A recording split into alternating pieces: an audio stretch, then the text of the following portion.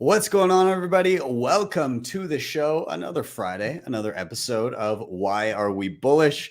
And we had a little hiatus last week. I was in Miami, did the whole Bitcoin conference thing. It was awesome. Got to see a lot of great people, but glad to be back. Glad to have a bunch of first-time guests on the show, and I'm very excited about it. And we're mix and matching time zones here. I think we've got a little bit of everything, people all over the world. So this should be a good one. Very excited. If you haven't already, of course, I need to let you know that this is live. So anything can happen. And as always, I'll defer to my friend Bill here. We'll do it live. Okay. We'll do it live. Fuck it. Do it live. I'll write it and we'll do it live. Thing sucks.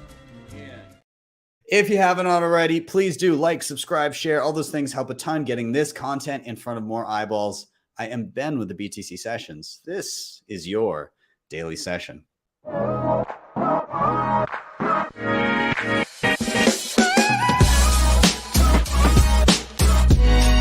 HODL the Bitcoin.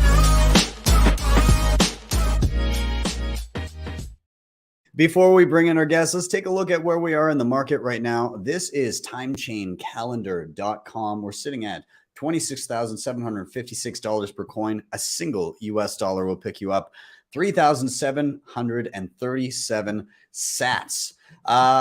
In terms of fees, next block, 45 sats per byte. Even if you're willing to wait a little bit, 34 sats per byte. Not the worst it's been in the past couple of weeks, but still be cognizant, use RBF, use Lightning, all of those good things. And then finally, 92.31% of all Bitcoin have been mined. That's 19.38 million of them.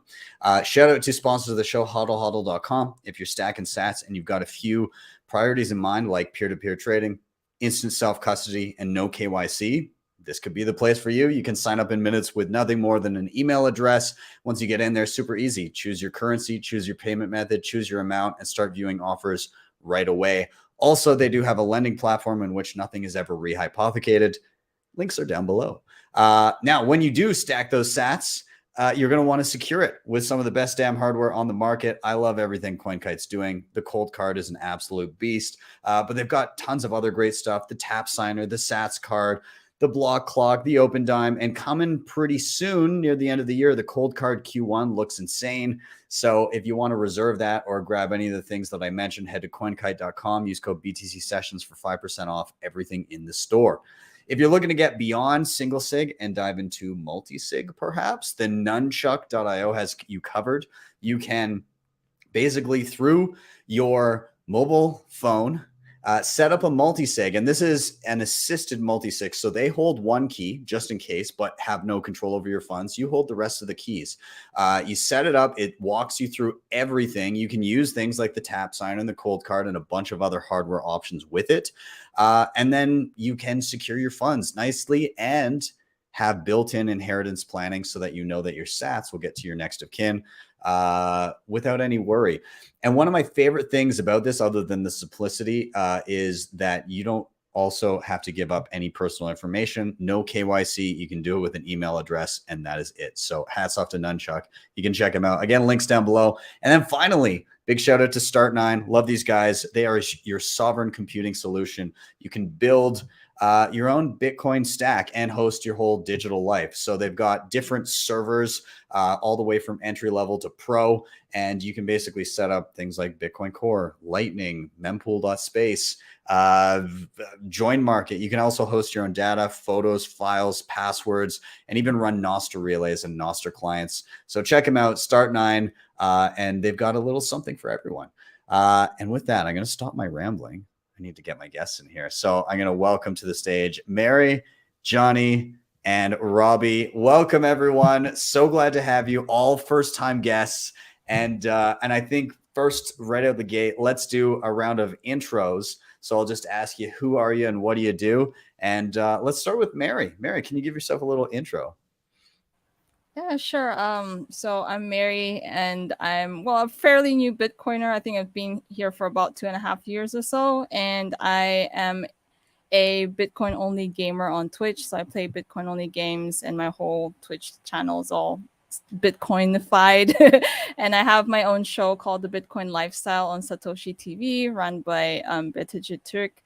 And yeah, and I'm also part of the Global Bitcoin Fest team. So I help bring Bitcoin communities from different parts of the world on our weekly Twitter spaces. I do a lot, but like I think I'm going to stop there. That's awesome. I love hearing all the niche little communities that Bitcoin can find its way into, and so people can follow you on Twitch then. Yes, they can. Awesome. They totally awesome. Can. So again, her Twitter profile is linked down below. You can give it a follow, and I imagine find everything from there. So there's a lot of things to follow, right? Awesome. Awesome. Well, let's rotate down to Robbie. I'll get you to give yourself a little intro, man. Yeah. Hey, thanks for having me. Is the volume okay on my mic? Because I feel like it's a bit fluctuating. Is that okay? It's a little quiet, but maybe eat the mic a little bit and you'll be okay. All right. Well, okay. My name is Robbie P. So I'm a musician from down in Melbourne, Australia.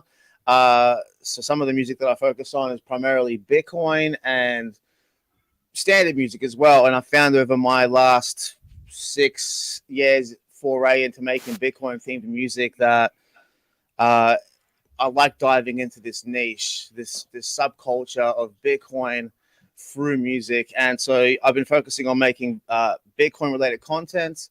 And stuff related to self-development, like sobriety, life struggles, and that kind of stuff. So I cover a number of topics, a bit of a multidisciplinary. Thanks for having me today. Yeah, no worries. And hey, I hope it's okay, but I selected a little clip of a song that you dropped today. I'm wondering if it's okay that if I play it so people can like know what we're dealing with here. Absolutely. Absolutely. Whenever you're ready, you can, give it a run. All right. So brace yourselves, guys. This is I love this. This is what we need in the space. It's great. So let's take a listen. Yeah, freaking Fahrenheit, no corners. I got hot orange pills to swallow for all you guys. 24 to 35-year-olds, I better get a lesson on why my journey. It'll affect your 5-year-old. They said more toxic, more toxic than the most toxic Bitcoin maxi ever. They said he's more toxic, more toxic than the most toxic Bitcoin maxi ever. They said today, in unprecedented news, Chancellor is on brink of the 37th bailout for banks. Meanwhile, Peter Schiff has liquidated his entire gold portfolio in favor of Bitcoin. We got in early. I love it, man. I think it sounds great. Thank you so much. Yeah, I really appreciate you playing it on the podcast. So I've spent the last few hours working. I dropped it about 6 hours ago. So I've been working all week to try and get it wrapped up. I was supposed to drop it on Bitcoin Pizza Day, but we made it, So yeah. Dude, it's great. And yeah, kudos on that one. Well, I encourage everybody to give a follow and a sub and everything. But thanks for coming on. Let's do our last rotation over to Johnny. Johnny, can you give yourself an intro as well? Yeah, so my name's Johnny Vance. I am a writer and director at a show called Tuttle Twins. So it's a show for families that teaches principles of freedom and economics in a fun, hilarious way. It is fun and hilarious. I also grabbed a clip of the show because if everybody hasn't seen it yet, I mean, first of all, the whole show, like I've seen a bunch of other episodes and like the messaging is done in such an easy to understand way, obviously, because like if you're going to have kids watching it, but it's fun, it's informative, and it's very shareable content. Anyways, this is one of the parts of the show that made me laugh out loud, just like the explanation of paper money and like the instant realization of what trash it is. So I'll just play this quick one here. But hard to create. Well, one solution is Bitcoin. What about gold? Gold is rare and hard to mine, but because gold was heavy and hard to carry, government started using paper money that represented gold stored in a big vault.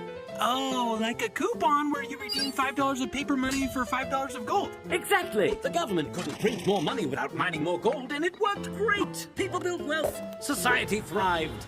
Paper money makes so much sense. But then governments became greedy. Instead of making the same amount of paper money as gold, they just started printing new money out of thin air. Paper money makes no sense. People worked their whole lives saving paper money, only to lose everything to inflation when the government made creating money easy. When money is easy to make, society begins to break. Such a great quote. I love it. I love it, man. Thank you. Thank you so much. I'm glad that hit for you. Yeah, you guys knocked it out of the park with that one. Anyways, so we're gonna dive in. We're gonna get the show going. And for those unfamiliar that are watching, this is Why Are We Bullish? Very simple premise to the show. Each one of us is gonna have a reason why we're bullish, something we're currently interested in, buzzing about, that we just want to bring up and discuss. And so the flow of the show is somebody's going to bring up a reason why they're bullish. That's their chance to rant and chat about it. Then all together, we're going to riff on the reason, ask questions, comments, whatever. And then finally, we're going to rotate to the next person until we all get a chance. So the 3 R's: reason, riff, rotate. Simple. So I'm going to get us started today.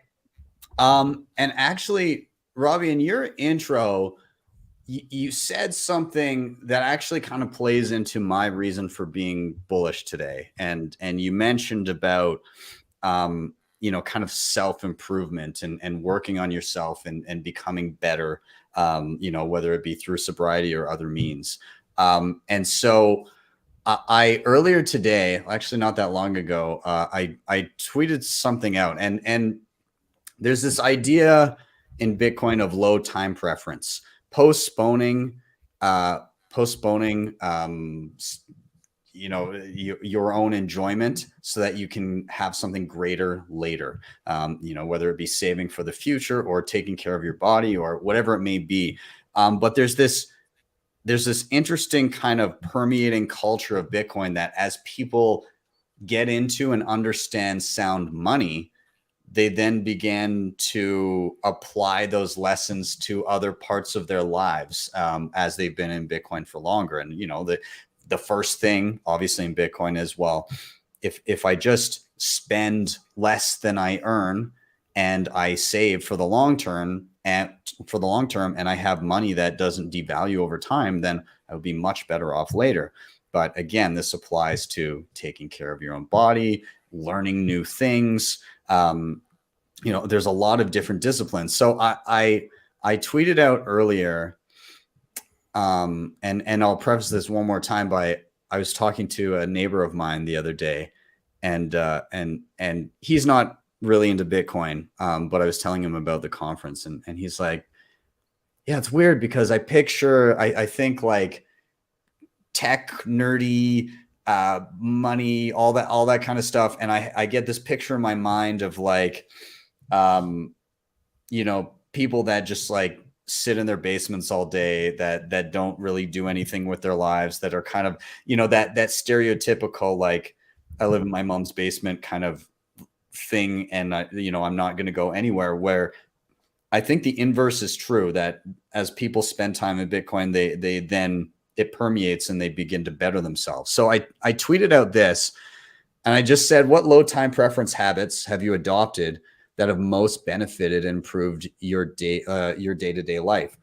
I got all kinds of great responses that people have, gradually implemented, all from Bitcoiners, right? Because like my whole interaction on Twitter is all Bitcoin people. So people saying reading every single day, meditation, exercise, sleep, eat well, learn new skills, choose to walk instead of drive when possible, consistently lifting weights, preparing food for myself from raw ingredients, taking the time to go to a farmer to get beef and starting to share it with other family in a small scale.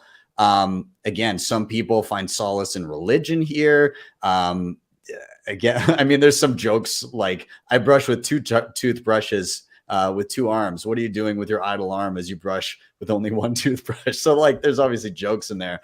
But like, again, even people talking about limiting social media and taking time for themselves. There's a lot of health in here. There's a lot of, some people just like quitting alcohol. There's a lot of stuff in here where I feel that in a way, either people that want to improve on themselves gravitate to Bitcoin, or Bitcoin takes them to a place where they want to improve on themselves.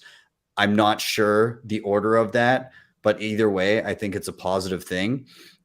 And I think there's a lot of growth that people experience as they get into Bitcoin and understand, you know, the difference between Bitcoin and other things.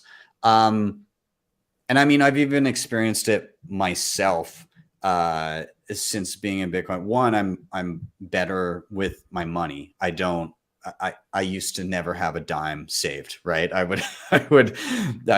think I remember in high school, I was going through like a drive-through and I didn't have any money, and everybody else got, you know, a burger or something. And my buddy turns around, he's like, "You want to know why I don't feel sorry for you right now?" And I was like, "Not really, but tell me anyways." He's like, "Your problem is that you always spend the exact amount of money that you have." And he was 100% right. It was always, when I got money, it was, how do I allocate this to things, right? How do I spend every penny of this, instead of, do I currently need anything? And if not, how much can I save? Or like, you know, prioritizing saving and planning for the future. There was never that. And I kept those habits well into adulthood. And Bitcoin was the only thing that managed to make me change those habits. And I think just the qualities of fiat ingrained in me, kind of, and it's so subtle. It makes you think so high time preference. Like I know that saving this, it's obvious to everybody, you don't just save dollars. And then there's the hurdle of, I don't understand how to invest in anything because I can't just save my money. So there's this whole extra hurdle that people don't want to even try to get over, that they just default to, I'll just spend it. I'll just spend everything. And so that changed a lot of me. And then it also changed the health aspects of like, instead of just winging it, or instead of not taking care of myself at all right, well, let's actually get some books. Let's read a lot about health and fitness, and let's make a plan and get those daily gradual wins, so that over time I can feel better and be healthier. So yeah, I think it's changed a lot for me. And I can't, 100% say like Bitcoin made me get fit, but at the same time, the lessons and the ethos of kind of the culture has lent itself to trying to be better in many ways. So that's kind of my reason for being bullish this week. I'm going to open it up to you guys and see if you've felt something similar, if you've had similar experiences or know of people that have, and just kind of your general thoughts on what I said here. So whoever wants to dive in can. Yeah, talking about when you get into Bitcoin and you start to realize the value of money and you start to look after that, I think you're talking to the same thing. Like then you look at your weight, or you look at, unhealthy habits, and, or are they serving me? Are they not? Are they just like going to nothing? I think, yeah, that's a really strong perspective. And I felt the same way as well. Like, because in the past, when I've had struggles with substance abuse, I've been in situations where I don't want to touch the Bitcoin, right? What can I do to like maintain that habit without touching the Bitcoin? And it made me really look at what was going on in my life at that time. And Bitcoin allowed me to actually cut down, because I realized the value of what Bitcoin was. I didn't want to smoke it away. Like I've talked about it in some older songs about smoking away an all-time high. And so my journey has kind of showed me as well that, yeah, the things have value in the world, and fiat currency has kind of like ingrained in our belief system and in society that things just are fleeting. They come and go and they're not worth anything, or you can just get more of that whenever you need more of that. There's a lockdown, there's some UBI there from the government and whatever it is. So I think, yeah, I definitely agree with that. Mm-hmm. Yeah. Mary, how about you? I'm actually super grateful for like Bitcoin educators who have like literally broken the concept of Bitcoin down to the point where you can literally relate with it on a deeper level, aside from just, stacking sound money. You know, when you talk about the principle of trust, of proof of work, and you start wondering, like, am I actually, you know, putting in the proof of work? Am I actually building this trust? And one amazing thing about learning more about Bitcoin, it's gets you to start questioning everything.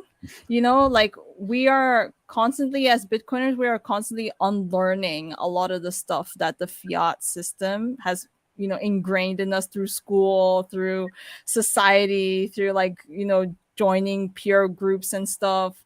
So I'm just grateful, like, for all these vocal Bitcoiners who are literally breaking it down and using real life examples for us to understand Bitcoin on a deeper level, such that we start questioning our belief system, our habits. I mean, like, I can relate with your story, Ben. Like, I had a spending problem too, and it's not because I'm a girl. I just, like, I had this weird habit of spending money on people, right? Like, so it might be like, oh, why? That's not a bad thing, but I found out that I wasn't building for the future. And one thing about us Bitcoiners is that we value long-time preference. We value building wealth for the future. It could be our family or even communities around us, you know, hence the circular economies and all these things that's happening and all these amazing Bitcoin projects. But the more I got into Bitcoin, and again, like, huge shout out to builders in Bitcoin, right? The amazing people that build these great apps and platforms that make it super easy for us to save without thinking. And, you know, do all these things automatically. Like, I'm sure you guys who can relate if you DCA, like, that has literally built this brand new habit that you could save every day and you don't have to think about it, you know, and that formed a muscle in me. And now, like, it hurts. It literally hurts to sell Bitcoin. Unless you're, like, buying something with Bitcoin. I think that's fine. But, like, selling Bitcoin for fiat, that's so painful now. So, yeah. Yeah, 100%. Johnny, how about yourself? What are your feelings? Yeah, really related with me, what you said, Ben. Do you guys remember that creepy face app that was, like, made the rounds a few years ago on, I think it was Russian made or something, but they did a study about that. Like, people, when they saw how they looked when they were old, they, like, started to actually care about their old self a little bit more. And I think that's what Bitcoin does, where you start to, you know, you give your future self a gift. You start thinking long term, you start thinking past, you know, a month, year, a decade. And I think that's just so healthy for everyone, you know, whether you're Bitcoining or whether you're starting a family, whether you're doing, you know, things that are going to set you up for life. So yeah, I think it's I think the problem of impulsivity and living for today is so widespread that, like, if you're able to move the incentive just a little bit with Bitcoin, I think that does wonders. Yeah. I mean, we see it every day in people. I mean, nobody. I can't remember what the average, some hideously low number in the US, like the average person's savings or the average person cannot handle a surprise, like $400 expense, which is like, you know, literally anything in your house breaks and the majority of people are screwed. Like, it's just, well, I guess it's just broken now. Like, that's not going to work. Or I guess I just don't have hot water, or I just don't have, you know, a furnace or whatever it may be. It's just like, well, there's nothing I can do.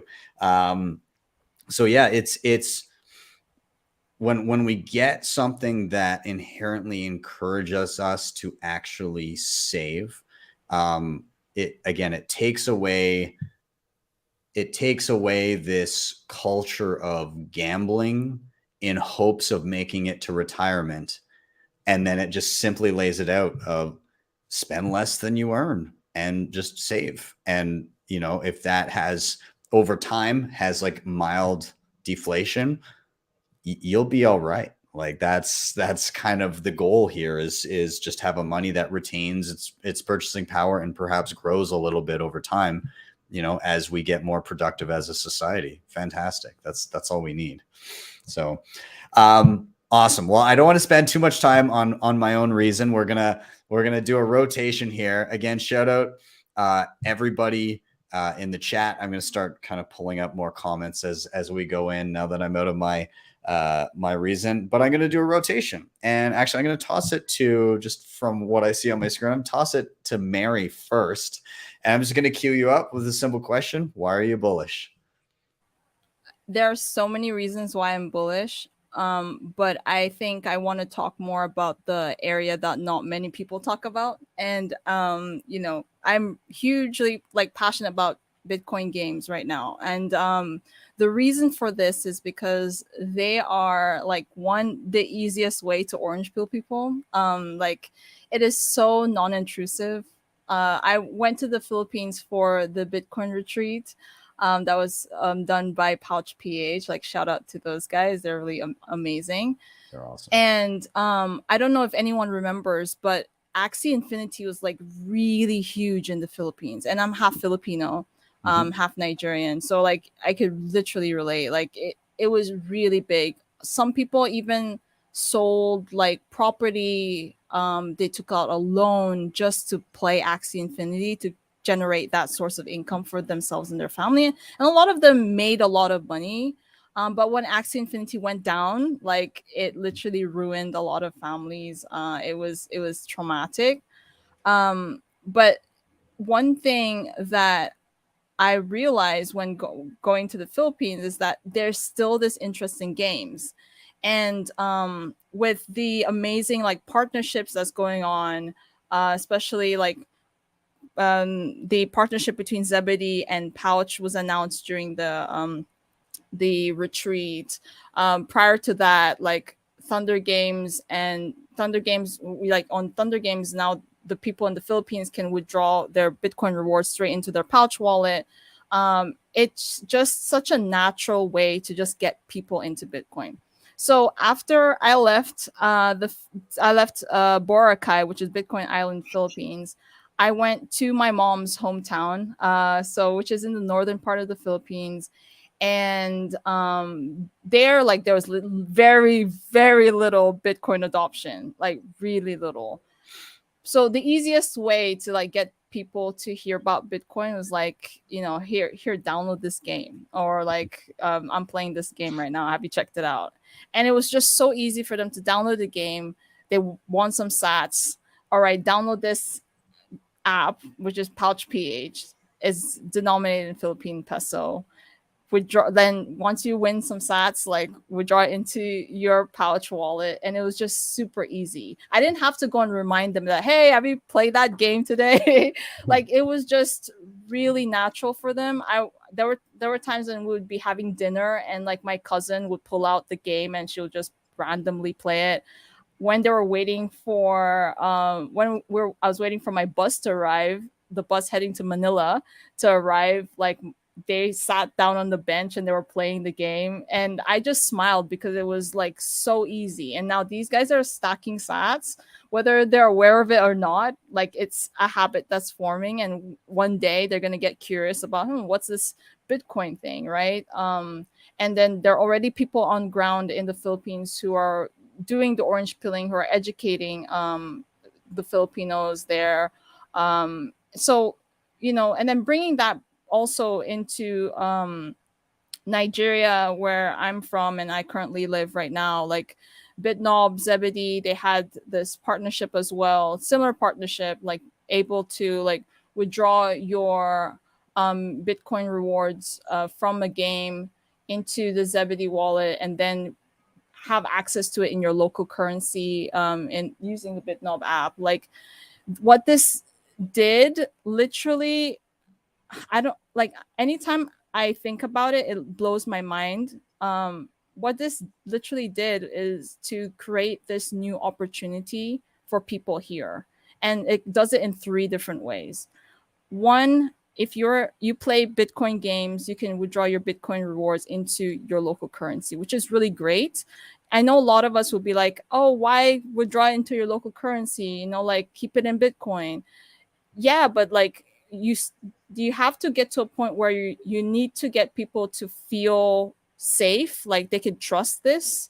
And the easiest way is, can I withdraw this into into a currency I understand, you know? And then gradually they'll go into like, maybe I should just keep it in Bitcoin, right? So it's a process, because like I said, we have to unlearn what the fiat system taught us. So that's one way. The second way, which is something that I'm particularly excited about, is that someone in Africa can be a gamer and literally use Zebedee Streamer, that tool, on their live stream on Twitch, and get tips in Bitcoin. And they can withdraw those tips into their local currency. There was one time I streamed and I got 16,000 sats. Now it might not be much, right? That's probably like about $4, less than $5. But when I converted that into my local currency, that's the Nigerian naira, it was 3,444 naira. And with 3,444 naira, you could do a lot. You know, you could buy food, you could go out, get ice cream, hang out with some friends, you know, get on a public transport and just chill out somewhere. You could renew your data plan. You could, you know, buy like a whole bunch of things. You can go to the supermarket, buy snacks, drinks, like literally have a good time, you know, if you want to. It's little, but like it goes a long way. And I think this is just really huge, especially for developing countries, because, you know, people don't imagine that something big like that could come out from gaming. And hence I talk about it a lot, because I feel like this is a niche that not many people are looking into, but it has huge potential, not only to onboard people into Bitcoin, but also create this sense of hope. Like in Nigeria, PayPal doesn't work. So even if you were streaming on Twitch, like if you like stream for 6 hours, be a Twitch partner or whatever, you cannot take your money out of Twitch. Literally impossible. And turns out that the top 2,000 best Twitch streamers, or 2,000 top Twitch streamers, get a minimum wage from Twitch. Wow. Like to the top 2,000. If the top 2,000 get a minimum wage, I mean, that's literally crazy, right? But with Bitcoin now, like you can have like a different opportunity to get more. I know it's not about the money, but like it just literally expands your thinking on how far it could go. And I think we're just like at the beginning, like we've not even scratched the surface yet of how far we can take this, you know? And I believe that there's so much potential in content creators in Bitcoin, because they're like really cool Bitcoin tools that content creators can use now. Like I was so excited when I was watching the Tuttle twins and I saw the QR code pop up. I was like, oh, this is genius. Because this is literally like, you could literally watch something like, oh, this is so good, I'm going to scan this now and send a tip. And I know a lot of other content creators have picked up on it, right? Which is great, but I think we need to talk about it more. You know, we're so used to, I need to have X number of, you know, subscribers or followers before I can make any sort of income from my content. But now, with that kind of mindset, you're only creating content for the algorithm, like what is trending, which one is more like SEO friendly. But with Bitcoin, you can literally create content that you like, and then we as Bitcoiners can vote for the kind of content that we appreciate. And we see that a lot on Noster happening. Like every Zap is our vote on whether this piece of content is good or not. And you as a content creator, you now have true freedom to express what you want, because you're not thinking about SEO, you're not thinking about the algo. You're creating content that you believe is valuable and you're putting it out there and allowing other people to choose, and not the algorithm not the advertisers, not the platform. So it's exciting. Yeah, that's why I'm bullish. That's awesome. I love like the couple things that I hone in on what you said. Again, the value to value or value for value, right? Where people can send a meaningful amount. You're absolutely right. You don't need a giant audience suddenly in order to potentially make a living doing something like that. And that's because in a world where, you know, somebody watches something and they're more than happy to send over 50 cents or $1 after watching a, you know, an hour and a half long podcast. I mean, when you think 50 cents to an individual, you know, probably isn't going to break the bank. They're not super worried about it. And oh, hey, I enjoyed that, so I'm going to send that over. But if you have an audience that is passionate and you have maybe 500 or 1,000 people that are like, yeah, I'll send 50 cents over. Well, send 1,000 people. That's $500 for an episode. And in a world where that's a normalized thing where, oh, that was good, I'll send over half $1 or $1 or something like that. That becomes a meaningful amount of money for people that are creating the content. And you don't, like you said, you don't have to cater to the algorithm. The other thing that you said is ease of use. Once you actually receive that Bitcoin, where can you use it? And it, you know, there's still a lot of work to be done, obviously, in different, depending on where you are. But your example of the Philippines pouch, oh my God, I've used it before. I actually used it in 2016. I was backpacking through Southeast Asia, and I didn't go to Boracay, but I was in El Nido. And I was in a few other places, Puerto Princesa, I think it's called. Anyways, so I used pouch and I tested it out doing a few different things. And one of the things I could do is actually I got Bitcoin in the app, and then I was able to use it to take out cash from an ATM without even needing a bank card. Like I went to an ATM and I like plugged in a code and it spit out cash to me. And I was like, I can't believe that worked. Is that a thing that actually happens? But you look through the app now and it's just like every bill payment platform. You could pay a mortgage, you could pay, you know, your phone, your utilities, you could send to a bank account, you could do just everything through this application. And we're starting to see more stuff like that. So when you say, here, try this game, and somebody earns some sats for playing it or for making a piece of content, and they say, what can I do with them? All of a sudden it's like anything you want. I don't know. What do you need? Go get it. And it becomes real. Yeah. And the apps have become more sophisticated, right? Like, for example, the BitNob app, you can literally do transfers to different parts of the world, right?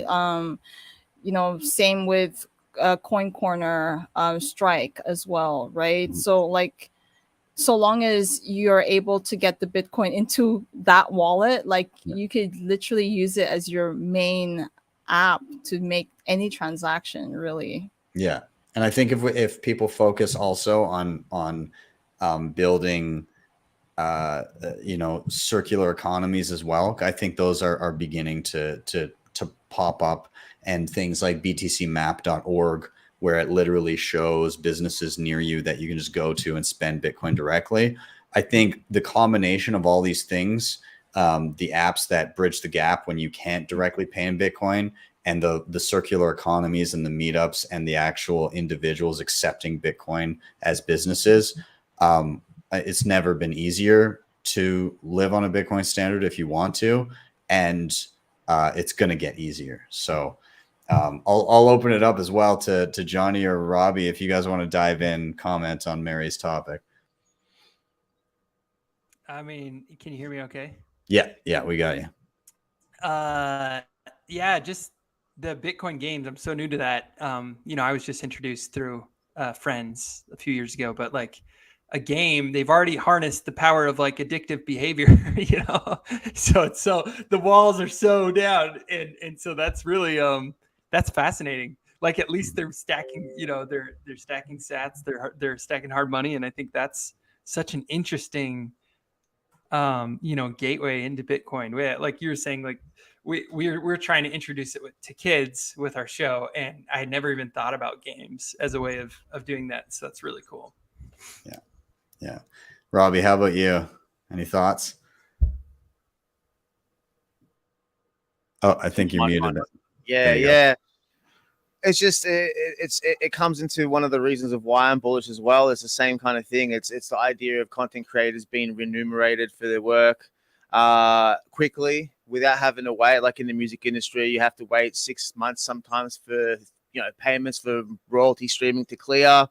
And I can definitely see in the future, with these networks like Lightning and Bitcoin, and you can say what you want about altcoins. I don't really think too much on them, but yeah, it's the same thing. That it's definitely increasing. The education is going out there, and the beautiful thing is that when you make money as a Bitcoin content creator, 4, 5, 6 years later, that's more money. That's increased in value because of how Bitcoin's created as a protocol. So yeah, I definitely agree. Yeah, it's interesting stuff, exciting stuff.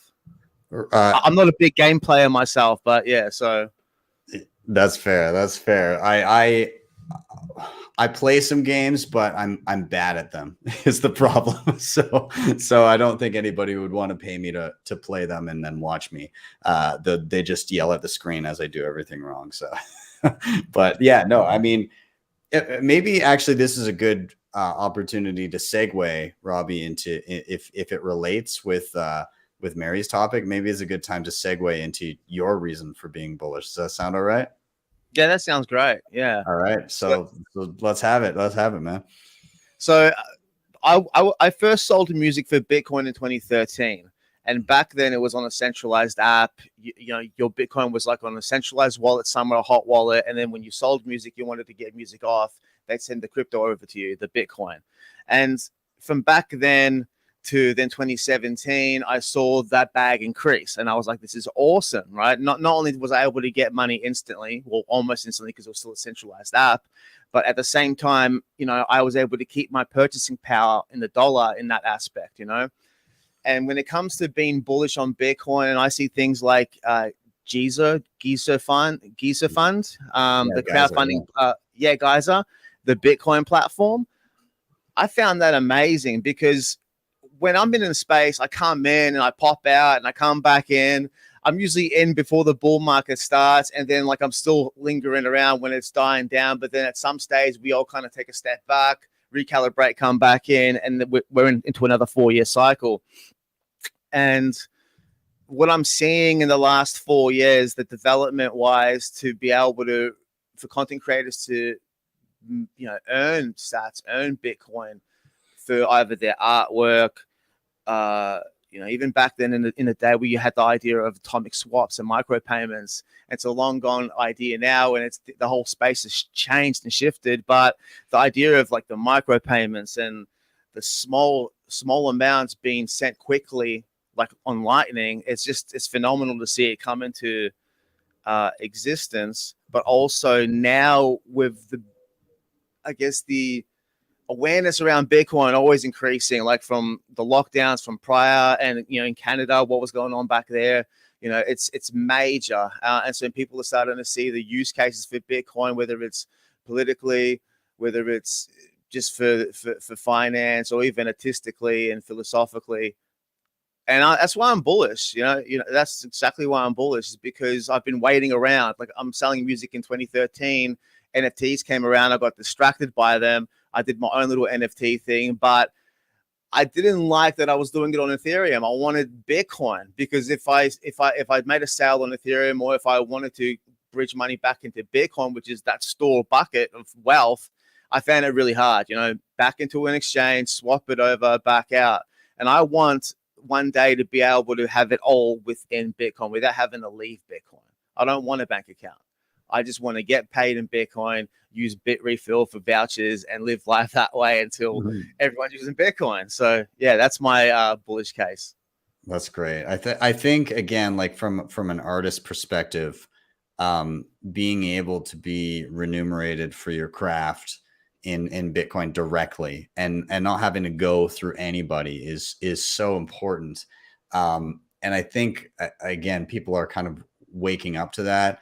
I know, like, just myself in the early days of seeing things like podcasting 2.0, where I was just looking at my Lightning wallet, and it's my own Lightning node, but I'm on an app, and I can see as people listen to the audio version of the show, minute by minute, like 10 sats, 10 sats, 10 sats. And it's just somebody streaming a full episode of the show, and they're just streaming tiny little, like, fractions of a penny every minute that they watch. And it encourages people to make better content, because as soon as you suck, they turn it off, and that turns off the money. So you actually have to not just like rope somebody in with clickbait. You actually have to be good throughout the course of the episode so that you retain the listener, so that they continue to gradually drip those sats. So I think in the end, what we end up seeing is the economic reality of everything ends up being quality content throughout the duration of the content, which then is renewed. You know, they get their sats for doing such a good job. And I think that we'll continue to see stuff like that over time. But I mean, I'll toss it to Johnny if you want to comment on the idea of, again, artists getting paid, all that. Yeah.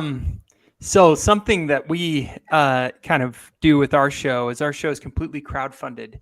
And instead of like a studio model where we are, liable to the studio and we have to, check the right boxes and do everything, like we're accountable to the crowd, to the people that are funding the show.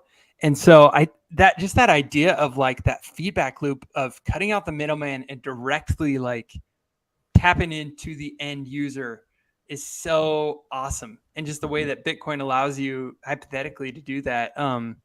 Robbie, had you heard of like Tune back in the day? It was like a platform that they were trying to do it, and then it, went under, but they used like Tune Coin or something like that. I remember Tune. Yeah. So, I thought that concept was really cool, but it just, didn't have mass adoption, didn't have that. So like the idea of doing it with Bitcoin is, I think that'll be mind blowing for the creator community. Yeah, 100%. It's I think it'll take time to proliferate, but even just seeing it in the early stages where Bitcoin is still very niche. Let's be real. Like, there's a lot of people that have quote unquote owned Bitcoin at some point now, but in terms of people meaningfully engaging with it, that number is still very small. But even still, again, like I've got a Geyser Fund page set up that I just set up recently, and like people can go anytime, and it goes to my own custody. Like they're not holding it. I was able to set up a BTC Pay server. So anytime I do like a private session with somebody, I just send them to the invoice page, and they can do on-chain or Lightning, and it comes directly to me. There's no middleman. That's powerful. And we're going to see a lot more of it. And we're going to see a lot more of those like drips of sats for content. And that's an exciting place to be. I think the quality of content and the ability of high quality content creators to make a living without getting their income scraped away by YouTube or somewhere else or Twitch or whatever it may be, or PayPal. That's going to be a thing of the past. It's going to change. And I mean, bring it on. It's about time. Can I ask you guys a question then? When it comes to finding the platforms to be able to accept like donations or for crowdfunding, what are you looking for when you're looking for these platforms? Like what, like for yourself, for your own use case? Johnny as well, if you want to answer that. Maybe whoever wants to dive in first. Yeah. Maybe Mary or Johnny. Mary, go ahead. You have a lot more experience in this. Yeah. I would say how easy it is for the person who will send me sats. Like how easy is it for them to send sats? Because it's one thing to be able to receive the Bitcoin or like have it all set up, right? from your end, but you also have to think about how easy is it for the other person, especially if they are brand new. Is this something that they can, easily navigate, right? Like, for example, if you're a YouTuber and you have a lightning address in the description, like not many newbies would know what to do with it, compared to dropping a link to your tipping page. Some of these tipping pages, they have like directions, or at least it's intuitive enough for you to know what to do. So I think how it looks to the other person, the other end, is really important. Another one would be like, what is that platform that has less steps, both for you as the one setting it up and for the person that is going to use it. Then I don't know if I'm veering off topic, but I think it's really good for content creators to use different things at the same time.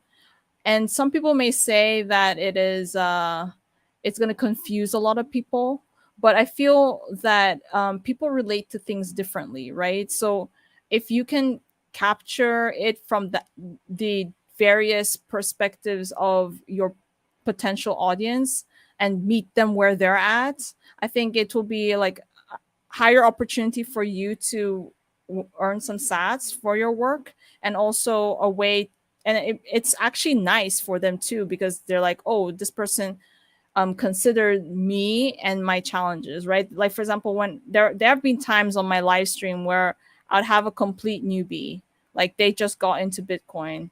There was even one person who hadn't even set up their Lightning wallet before. Like, they literally have no wallet.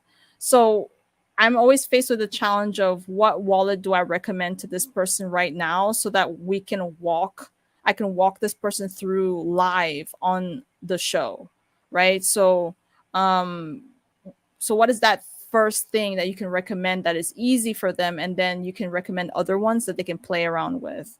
Then as for the area of like the different types of things, like using different things at the same time, like Albie came up with Zap Planner. I don't know if anyone saw that. I think that is huge. So it's like, imagine, for example, Ben might have like these devoted followers, and they were like, I want to support Ben, and I may not be able to watch every show and drop a tip, but I can actually set an automatic payment to Ben every hour, no, every minute, every hour, every day, every week, every month, like however you want to set it. Zap Planner has all those options to Ben, and I don't have to think about it. So it happens automatically, right? I don't even have to watch his show. I just want to support him every day.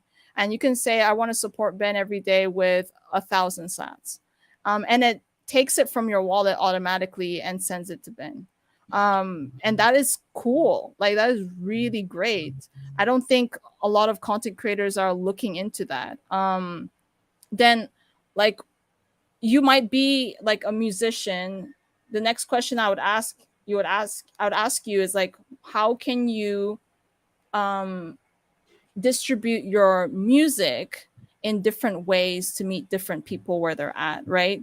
So if you are the kind of person who likes to document the behind the scenes, right? Like, you can document it on places like Noster. You can write about your music journey as a Bitcoiner on places like Stacker News, right? And people can tip you in those platforms as well. You can have a newsletter and set your QR code that people can scan, or drop your tipping link. So like, there are different variations, and I could go into this if you like it, because I'm like literally obsessed with this stuff. So yeah, it's like, use as many as you can, but strategically positioning them in different places. I think that's the key. A lot of content creators are like, okay, this is my tipping link, and that's the end, right? Like, I love the fact that, Ben, you set up a Geyser Fund page. Like, now this is a project, right? It's not just a show. This is a project that you can support on my Geyser Fund, right? You like watching this show? Okay, you can send me a tip on this link, right? You might even decide to stream this on Vida. I don't know if anyone knows Vida, VIDA. So you could do vida.live, and you can stream this on Vida, and people can actually tip you, you know, live using that platform. And I just try different things as a content creator and explore that. A good example I would give from the normie space is there's this guy named Jake, right? He spells his name as J, then the V, but upside down, KE. He's a guy who sang the famous Golden Hour and stuff. This guy does not belong to any record label. Record labels are begging him to like sign, like they want to sign him up. They're begging him, and he's like, no, because he's already built an audience for himself on TikTok. And people are sending him money somehow. I don't know how he does it.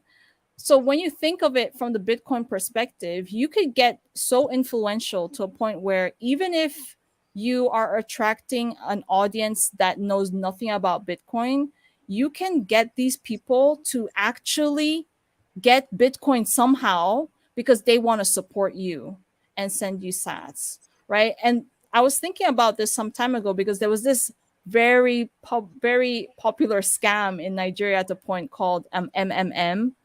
And turns out that in order for people to join that MMM, or like I don't know what it stands for, but they had to find a way to buy Bitcoin. So at one point in time, a lot of Nigerians actually bought Bitcoin because they wanted to be part of this Ponzi scheme and get quick money. Like, I was now like, wow, if people could be motivated to that point to buy something so like abstract in quotes as Bitcoin, then you as an influencer, right? You as a content creator that's creating really great content, you could influence people to find their way to get Bitcoin and use that Bitcoin to support you.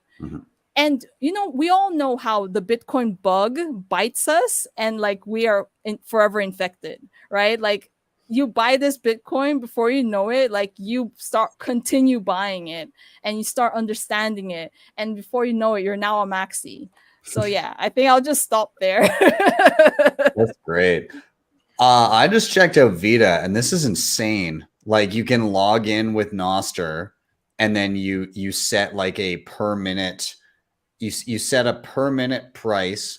You can also set a chat like per message price. You can also set like a join with your own video and like join in the conversation price.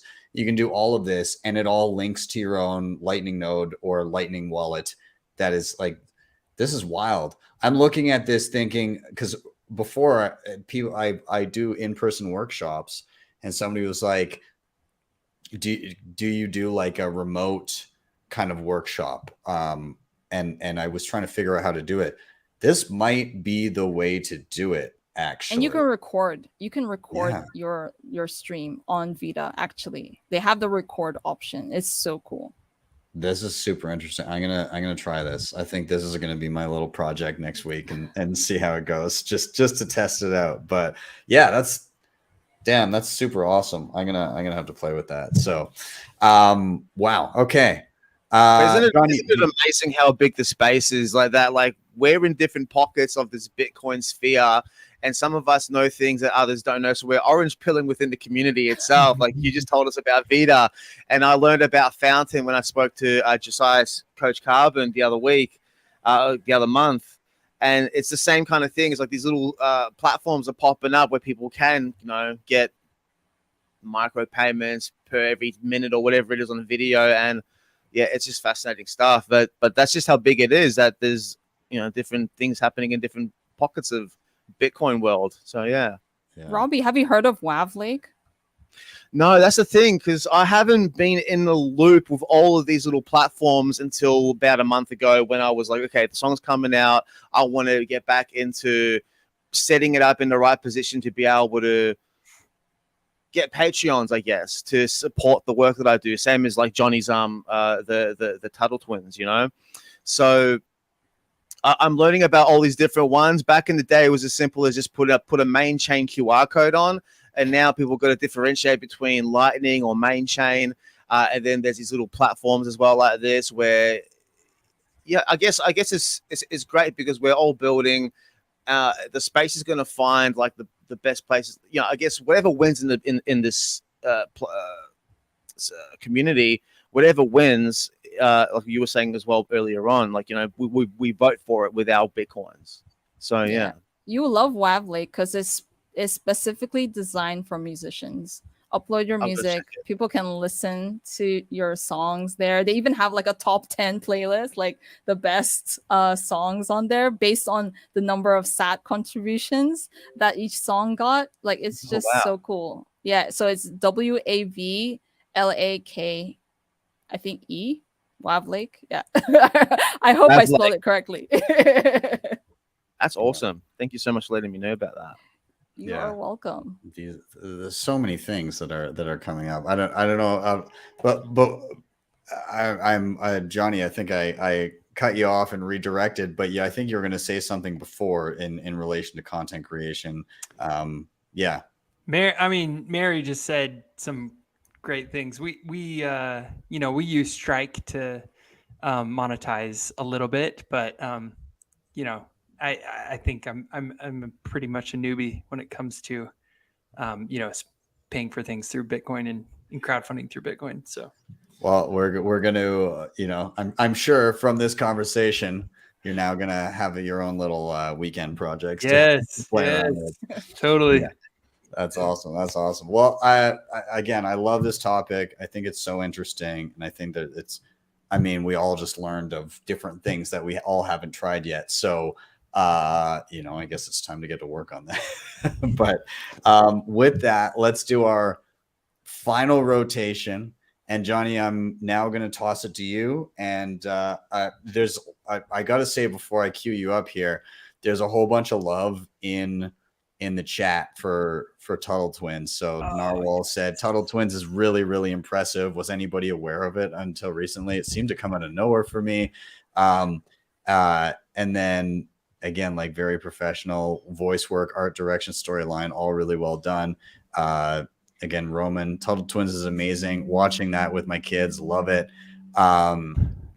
There's a whole bunch of people that are super loving what you guys are doing. And like, obviously the Bitcoin episode was awesome, but like when you dive back into other episodes, again, like the ethos of the show, the way that things are presented, and there's no other, I haven't found other friendly content that outlines this field of thought very well in such a friendly way.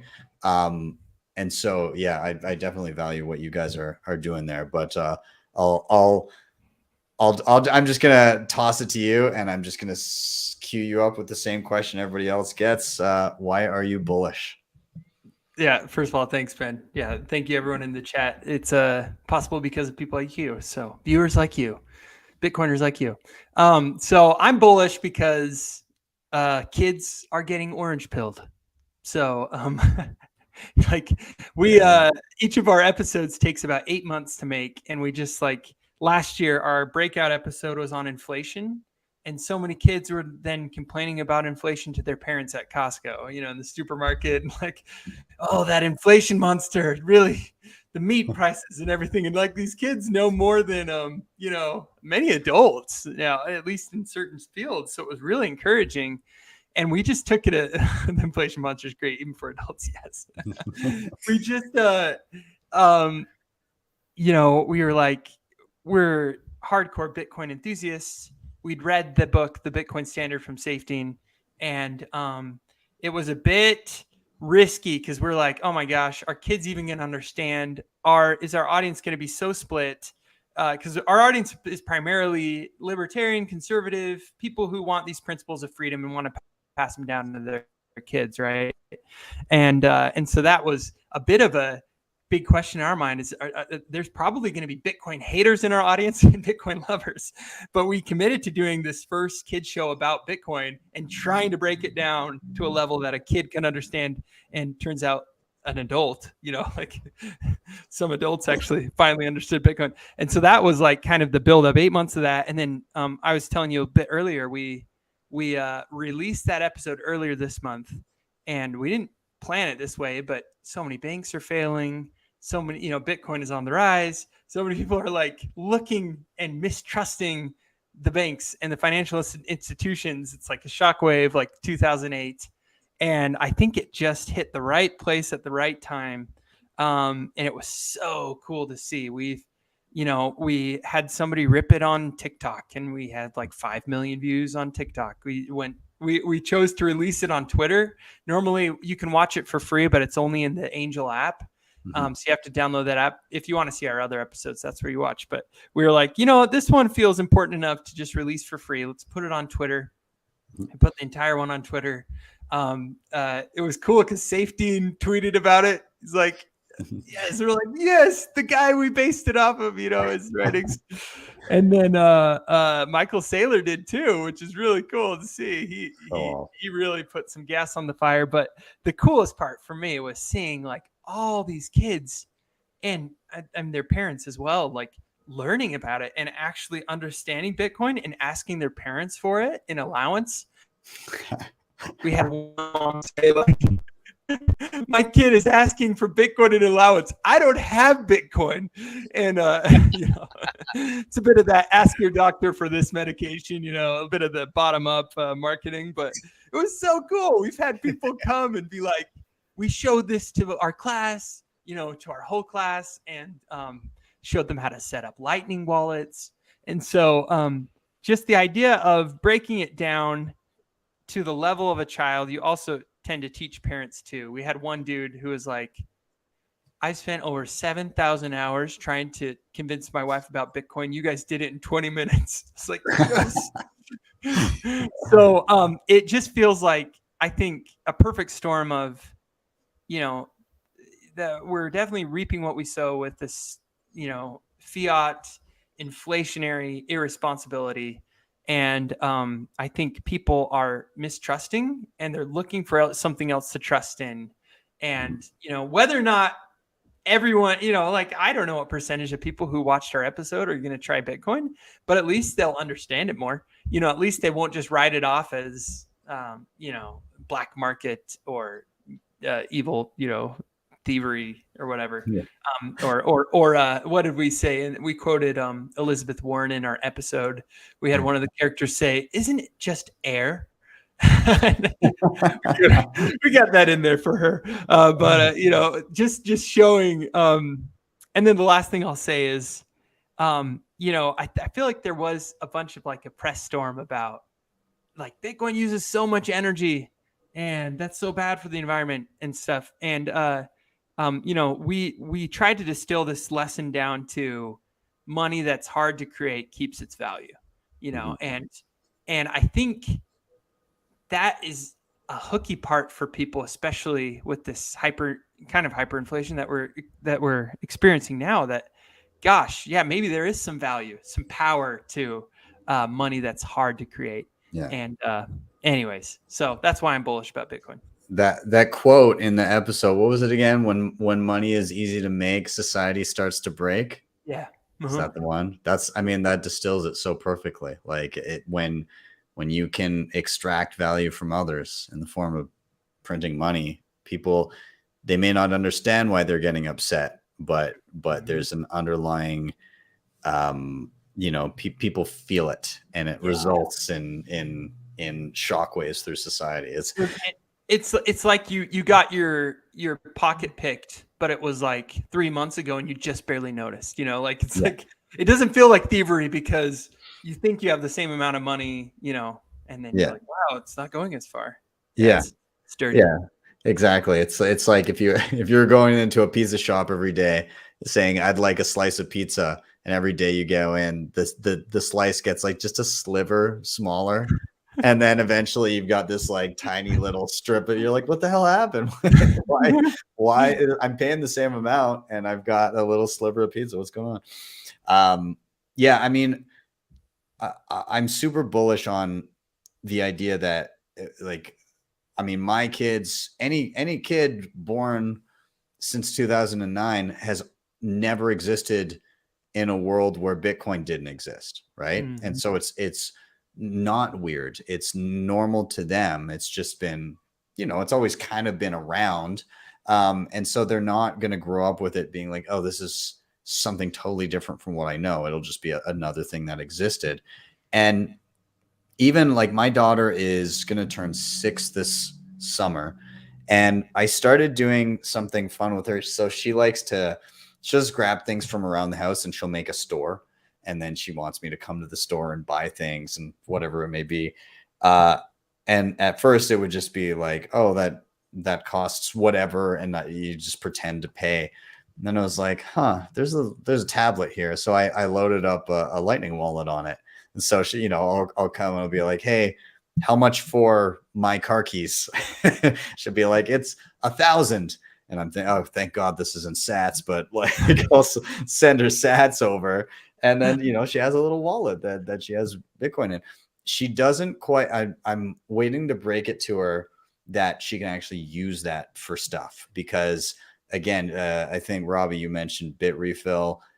She plays Roblox and she likes Roblox. And so I'm going to, when she builds up a little bit from doing her stores and like, paying her sats for chores and stuff, I'll be like, hey, you like Roblox? And you know how we always say like, oh no, that costs money. We don't have that. So we can't like get the thing in the game. Well, now you can use the Bitcoin you earned to go get this thing in a game. And it'll make that reality of, oh, there's actually some value in here and I can use it for stuff. And then hopefully that encourages her to then, start to learn to do her chores and things like that. I think it'll be a unique moment to kind of have her have that realization of, oh, geez, this is money. I can use this. And she understands the transactional nature of stores and that you have to pay, but she hasn't gotten to the point where it's like, oh, I need to work to earn this and then spend it, and like doesn't understand like the values of things and correlate it with like this much work is this much money. So that's coming, baby steps. But I mean, she's making little stores and getting paid in Bitcoin for them. And the other shout out that I'll give in terms of kids is Lena, who makes the little hodler, the little stuffy, and all the comic strips and everything. My daughter now has like a family of little hodlers. She's got like 5 different ones because we've accumulated over time. But now she's like, she loves them and they're her little stuffies. And she, Bitcoin isn't weird to her. She thinks it's cute and she's excited about it. And yeah, I think there's going to be a lot more of that. Yeah, and I'll kind of leave it there. I'll open it up to Robbie and Mary. Yeah, I mean, it's really interesting. What it makes me think is like when kids are in school these days, they've got AI, and I don't know if they've been taught how to use AI appropriately. Like I think it should be important enough to at least educate them how it works and how you could use it. And I think a lot of teenagers are starting to get like slightly orange pilled because they see like, why spend all this time writing a 600-word article when I can put the prompt into ChatGPT and it writes it for me? Well, what's that mean? Mm-hmm. Why spend the time doing that work when I can get it for nothing? And so now it opens up the whole sphere for them to look at what value is and what things are worth for the time and the effort that they put in. And like, obviously Bitcoin being a proof of work chain. And because you guys were talking about Bit Refill and Roblox, and I was trying to do the same thing with my daughter, trying to get a little wallet on her system, on her phone. But I think number one, she was still too young to really be able to manage it herself. But number two, she hasn't had anything happen in her life to make her question. Like right now with the banks collapsing, it's making a lot of people that aren't orange pilled question what's going on. And once they start to have that seed of doubts, that's when they can start to look beyond it. So I reckon there's a lot of young kids that are in school right now, you know, maybe finishing in the next couple of years, that are looking at what's going to be happening for them in their careers and their lives. And I think it opens up the door for them to come across and start messing around with Bitcoin, because like, hey, what does it mean if AI is going to leave me without a job and then I have a universal basic income? And well, what's that money going to be? Is it a CBDC or and so forth? So yeah, it's I think the youngsters are going to start to really come around really quickly because of the AI, and then they're going to come into Bitcoin because of that. And maybe some will go to crypto to mess around with it because they'll think Bitcoin is old, but over time they start to realize like, hey, whatever other coins can do, you can do on Bitcoin. Yeah. I'm bullish on Boomer Coin, man. Like Boomer Coin has staying power. I like it. I don't think it's going away. Yeah, no, it's again, when as I think over the coming years, it'll be a lesson in network effects. It'll be a lesson in how you scale networks for a lot of people, because I mean, imagine coming in and you know, because people use the MySpace to Facebook to, you know, so all of the different social media networks replacing each other. I think people fail to realize that Bitcoin isn't akin to a social media network. It's akin to the, you know, a base layer network, like just the internet.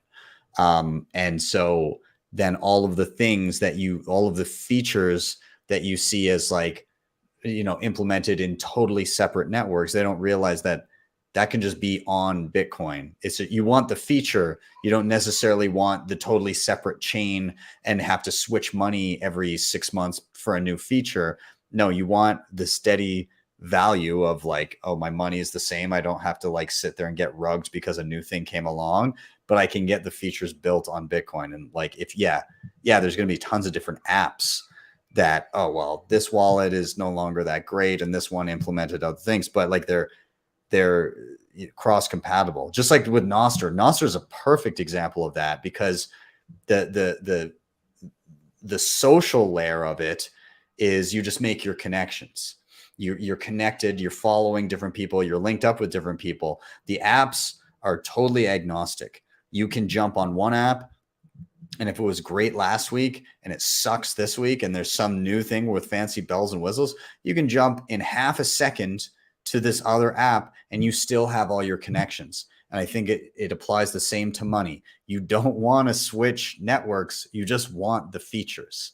And so we see that coming. Anybody that previously had said Bitcoin is too slow and expensive, you know, Lightning Network is now kind of the way to be. And we're going to see more with that, and privacy, and, you know, Lightning Network will continue to scale and get better.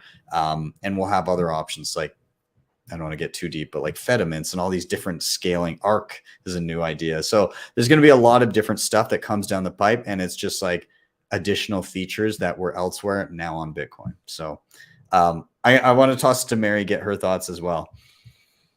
First of all, I just want to, you know, commend Johnny for like making that bold move to create the Tuttle twins. And the reason why I'm saying this is because in a world where we are constantly pushed to, you know, try not to fail. Like, imagine, I had no idea it took 8 months to produce that one cartoon that we consumed maybe 2 or 3 times, like over and over. It's just insane. And it could have failed, but I just want to commend your courage to put it out there. I just don't. The thing I wanted to say is that like this cartoon that you've made is of such high quality that the question I have in my mind is what would be the best way to increase its distribution, right? Like it's currently on the Angel app, you know, and I'm thinking of all these parents that are like, I don't know if I want to download this other app. I don't know, like, because there are like so many apps in my child's tablet already, you know. I'm sure parents can relate. But like, if you get to a point where and it's completely up to you, right? But if you get to a point where you're brave enough to upload it on YouTube, and I mean, I am very sure without a doubt that the distribution, the way it's going to circulate is going to be really fast, because now it's like that information, that valuable information, is now totally accessible to all these people. And it's so cool that on this like on this stream we have 4 content creators, right? Like, we know, like, a lot of our content is put out there in the open, and and we know that how our content has gotten some level of attention, and now through Bitcoin and all these Bitcoin tools, we know that we can get value for the value that we put out there. So like, if you get to the place where like, I'm brave enough to put this out there and increase distribution, please do it. Because like, I was just going through the comments, almost everything, I think about 80% of them is total twins. And it just says a lot. Like, we were so impacted by what you put out there.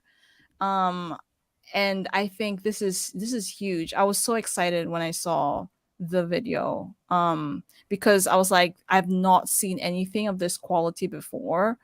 If I had come across this video in 2015, when I first had my first interaction with Bitcoin, I would never have sold my Bitcoin. Even us either.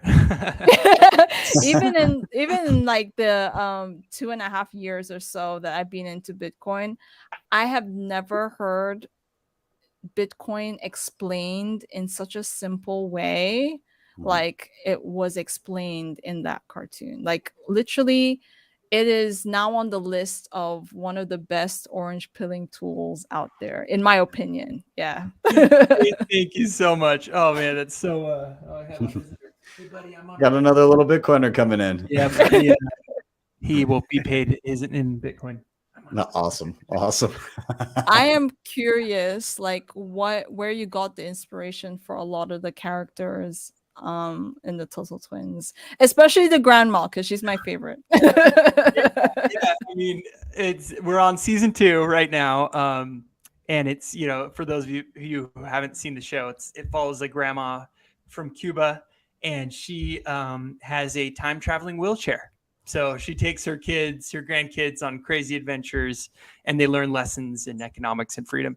So we knew we wanted to kind of tell the story of someone who had come from a communist country and who had been deprived of freedom, and then had gone to this and really could experience and appreciate the freedoms that we have. And so that was kind of the origin story of grandma. And just, I mean, I had a pretty crazy grandma myself, and a great aunt who was from Mexico, who was just like so entertaining, no boundaries, like says whatever what we're all thinking, but we're too afraid to say, no reservations. And so it's just such a fun way to write and to get messages out into the world. So that's so sweet though that I can't wait for you to turn it into a comic book as well. And like, we have him. We have some I'll get your address after the call. Let me just show you. That's exciting. I'm stoked about that. Oh yes. Oh my gosh. Graphic novels. We'll have our Bitcoin graphic novel coming out soon. So another way of orange pilling in the library, screen free kind of ways. So that's going in my collection. I'm running out of office space. I've got so many cool Bitcoin things. It's becoming a problem here. So hey, Johnny, we have a question in the chat. Narwhal says, hey, Johnny, can you make another Bitcoin animated series based on My Little Pony? Asking for a bunch of my 40-year-old male friends. So I'm sure that's already in the pipeline, right? If the people fund it, we will make it. Yeah, the bronies over there. Yeah. Bitcoin bronies. Yeah, you got to cater to the bronies. If there's anything that bronies have, is a bunch of disposable income to support projects. So, that's right. Yeah. Awesome. All right. So I'm conscious of time. What I like to do near the end of episodes is I like to do just a quick round of any final thoughts that you didn't get off your chest yet, as well as a recommendation. So your recommendation could be really anything. It could be, you know, a blog post or a website or a video that you watched or a book that you read or an app that you used or a device that you like, or even just a life lesson that you've learned, just anything that you think people watching could benefit from in and around Bitcoin or a tangential topic like we've been talking about, self-improvement and all that kind of stuff too. So I'll kick us off so you guys have a moment to formulate your recommendations. But I think I've got a whole bunch of stuff in front of me here for my recommendations. But in terms of final thoughts, I mean, the name of the game today was in and around creators, and being able to integrate your craft with Bitcoin and create direct relationships with the people that you know interact with whatever you're making every single day. And I think that's the tools are getting better and better every day, and I'm excited to see how much progress has been made. And so in terms of that, you know, go out there and take a look at what's available and what's being built and experiment. There's so many different things to check out. Now, in terms of recommendations, coming up pretty soon, I'm headed to Oslo for the Human Rights Foundation. They're doing the Oslo Freedom Forum, and Alex Gladstein heads up a bunch of stuff there, and he's obviously very involved in Bitcoin and sees it as a tool for human rights and freedom. And so my recommendation this week is going to be his book, Hidden Repression: How the IMF and World Bank Sell Exploitation as Development.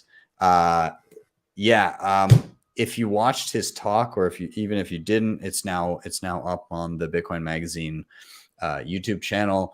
Wow, you don't realize how exploitative these groups are. And you know, they have the IMF as a stated mission to like lift people out of poverty. But when you actually go through the history of all of the countries that they entered and offered loans to and basically tried to quote unquote help, it's a trail of destruction and despair in their wake. They go into countries, they offer predatory loans, and then they extract wealth and resources from every country they touch. And it's a damn shame. And I'm glad that Alex is shining a light on it.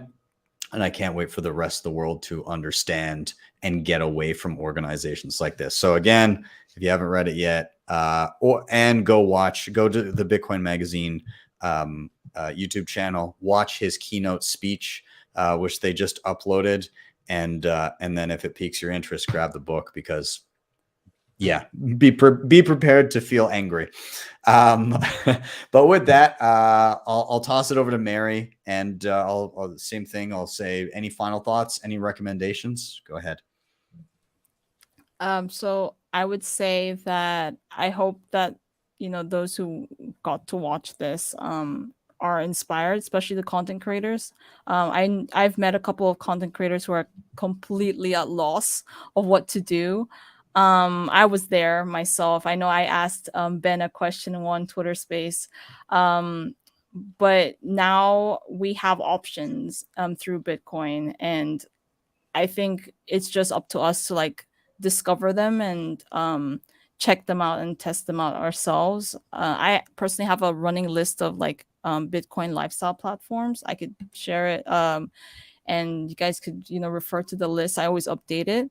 And in terms of recommendations, I'm gonna, you know, give a shout out to two people. So if you're looking for something to like orange pill people in a way that's really simple, I know I've mentioned it before, but one of them would be like Thunder Games. They have 6 games, very simple, you know, hyper casual games. If you're like into like games like Candy Crush, like all those really chill games, solitaire. Like they have the Bitcoin version of them that you could play and stack sats, and they're the best orange pilling tool out there, one of the best orange pilling tools out there. And I highly recommend it, especially if you're in like developing countries and you travel a lot. Like I would recommend that you get people orange pilled using them. And then the second is the Tuttle twins Bitcoin cartoon. Like if you've been trying to explain Bitcoin to somebody and they're like, I don't get it, like why, please like refer them to the cartoon on Bitcoin. And like I've not seen Bitcoin, like I've said it already, I've not seen Bitcoin explained in such a simple way. And it's very entertaining to watch. Like I could literally watch it 100 times and not get bored. So 100% recommend. Awesome. Wow, thanks. All right. And with that, we'll cue it up to Johnny then. Final thoughts, recommendations. Take it away, man. Yeah. Thanks, Barry. That was very sweet. Yeah. If you guys want to watch it, it's angel.com/TuttleTwins, or we do have it on YouTube, so you can watch it on YouTube. So get it out there. I was listening to a podcast the other day with Lex Friedman and Michael Saylor. I don't know if you guys remember that one, but mind blowing, just like world changing episode. And they just go into like this whole idea of people are so like distorted. Their perception of value is so distorted that when they see that their houses have gone up 300%, they think, oh, wow, what a good investment. In reality, like much of that probably is inflation. And it's probably like Saylor goes into like how difficult it really is to measure true inflation. And we use like a very simple formula, but in reality, it's like, much more difficult to calculate inflation. And so even though it feels like, oh, we made so much money, really, maybe your assets are just keeping up with inflation. And so it's depressing, but also like eye-opening to like the alternatives of, if inflation's at 9% plus and the stock market on a good year does 12%, like really it's a wash. Yeah. So, I would listen to that podcast. It was one I was able to send to my parents who are, they're a little tepid. They've been burned before. So that was good to orange pill them a little bit more. That's awesome. Yeah. I recall listening to that one, and it was a pretty, like they go pretty in depth in that conversation. So yeah, definitely a good one to take a listen to. Awesome. All right. So we will rotate finally to Robbie. Dude, any final thoughts, recommendations? All yours. Well, yeah. Over the last few weeks that I've tuned into this show to watch other live panels, there's been a lot of book smart academic type individuals. And so when I was thinking about what I would say here today, it would be more for those that aren't creative to start dabbling with creativity. To do Bitcoin art is not too difficult, just to be with 2 lines at the top and 2 lines at the bottom and start experimenting, creating some Bitcoin art. There's a group of people down in Barcelona, Street Cyber Art. They do street art. And so a lot of the connections that I've made on Twitter were from his Instagram and his Twitter profile, because he took some of my music, put it underneath his videos, putting up these stickers. And I think his perspective is really interesting because he treats it like Bitcoin is, he has Bitcoin, and then by doing art and creating things to gain awareness around Bitcoin, it increases his bags because he's basically putting the value into the system. And I think for anyone that's a Bitcoiner that's not creative, just start messing around with creativity, get in touch with your childlike nature.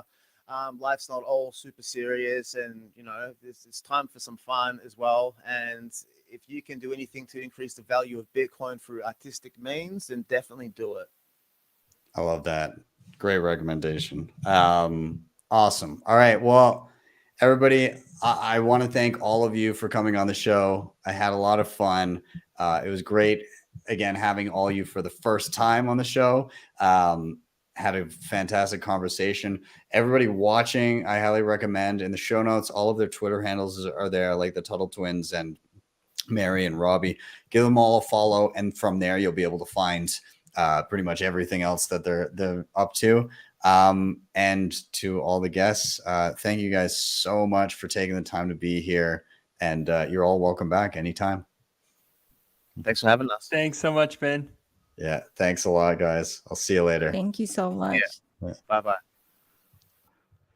All right, everybody. Thank you so much for watching. I hope you enjoyed it. Please do follow all of the guests in the show notes down below. Their Twitter handles are there. And as we finish up here, of course, I hope you enjoyed it. Let me know in the comments down below. And if you want to help the show, you can, of course, like, subscribe, share, all those things help a ton. You can also hit up the previously mentioned sponsors down below. That was HodlHodl, CoinKite, Nunchuk, and Start9. If you are looking at tutorials and stuff that I put up and you need a little bit of extra hand-holding, you can head over to my website, btcsessions.ca, and there you can actually book me for private one-on-ones. And hopefully that can help you through pretty much anything that you need to do. But of course, look at the free content first. There's a ton of stuff there that will help you through, and pretty much anything you're looking up, it's probably going to be there. And then finally, if you really liked what you saw, you can always drop me a Bitcoin tip. Just scroll down a little bit on my website, again, btcsessions.ca. There's a lightning QR there that you can scan, or if you prefer, if you actually click the QR code, it'll take you to my Geyser Fund page. It all goes the same place, but yeah, you can contribute there, and it'll end up on my own lightning node. And big thanks to everybody that's been dropping sats there so far. 800,000 sats since I started this up. So thanks, guys. I really appreciate that. It means a lot. Anyways, with that, thank you guys so much for watching. And yeah, that's pretty much it. Have a great weekend. I'll see you guys next time for your daily session.